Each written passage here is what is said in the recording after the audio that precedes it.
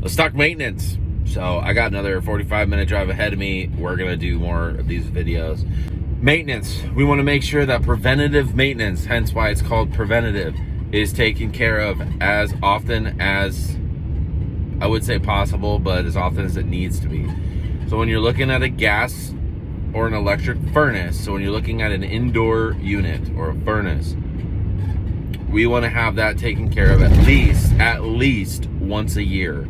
Have someone come out, take a look at the motors, have someone come out, look at the heat exchanger, the stuff that you can't, let me rephrase that, the stuff that you as the homeowner don't necessarily think about or look at, or really can look at without breaking out specific tools to check how your system's doing. If things go unchecked or unmaintained, issues and problems can arise. And it's like not changing your oil in your car. Can your car go past when your oil light goes on? Yeah. Should it? Probably not. I'm sure there is a decent amount of time, a decent amount of miles you can go afterwards, but it's not recommended by any mechanic. As an HVAC technician, it's not recommended by me to, or pretty much any other HVAC service or maintenance tech that is in the industry will disagree with that. You need to make sure that your AC is looked at roughly 6 months after your furnace, or at least once a year as well. Make sure that compressor's still good. Make sure there's no overamping.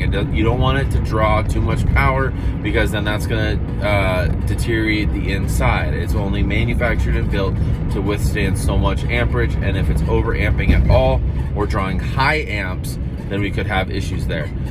With your heat pumps, you want to make sure that your defrost control boards don't have any burn marks or any issues or anything like that. We want to make sure that any and everything that we can do to prevent issues from happening are performed and are done. That means that we have to replace parts preventatively, be proactive. Then that is what it is. Tires. Do you wait until they are completely bald or you get in a car accident to change your tires? Or do you do it when you're like, hey, you know what, we should probably replace the tires preventatively? Obviously, if you can't afford to do something, then don't do it. You know, we don't want you to be in complete debt trying to take care of stuff preventatively, but at least try to budget for it in the meantime. Filters. I'm looking at you. You guys look at my profile picture.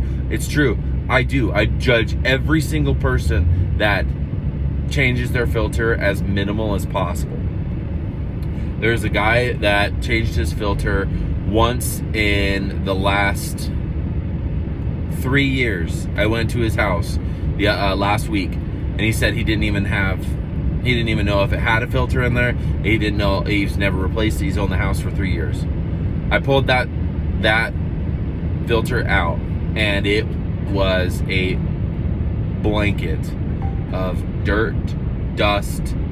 Should have been replaced. So we want to replace 1-inch filters minimally between 30 and 45 days. That's the minimum recommendation by the industry for the most part. Otherwise, you can go off with a package says for most of them, which is about 90 days. Now, that's for decent quality filters. You get the shitty like 1-inch Home Depot filters that have the brown cardboard around it and have like the green or sometimes the white like horsehair filters.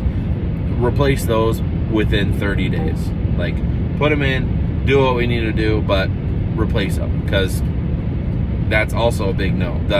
Those are extremely shitty filters and do not need to be or should not be, honestly shouldn't be a thing, but it shouldn't be in there for too long. 2-inch filters, they aren't put in residential situations very often. It's mostly commercial, but 2-inch filters are every 2 to 3 months at max. So we want to make sure that your filter, the reason why it's longer is because they're bigger, there's more filter material there to catch more.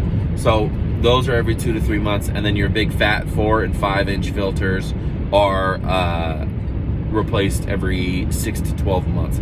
9 months is a good medium, but every 6 to 12 months is the recommendation. Your electronic air cleaners, your zappers, Those guys should be cleaned at least looked at. The pre-filter, the part that you actually clean, should be looked at roughly every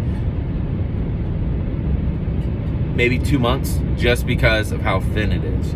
Your pre-filters are, as the name states, pre-filters. We want to make sure that your filters are clean and there's enough air that's going through them and not blocking anything, which causes high static pressure, which the high static pressure is, or static pressure is like your blood pressure. You don't want it to be too high, because if it's too high, then you could be looking at new blower motor. So there's a bunch of other things that I kind of want to go over, and I may have to split this into 2 parts because I'm at kind of a high time frame right now. But that's pretty much the gist of maintenance is.